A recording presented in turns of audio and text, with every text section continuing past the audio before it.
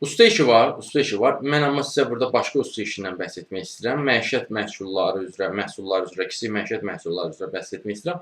Amma qeyd edeyim ki, bundan bəhs etmədən öncə, məsələn, Qarabağda da var usta işi, hörgü ustası, qaynaqçı olmalıdır, sonra başqa bənzəri usta işi də olmalıdır orada. Təxminən 1300-1500 manat civarında olmalıdır. Məşhur bir şirkətdə olmalıdır.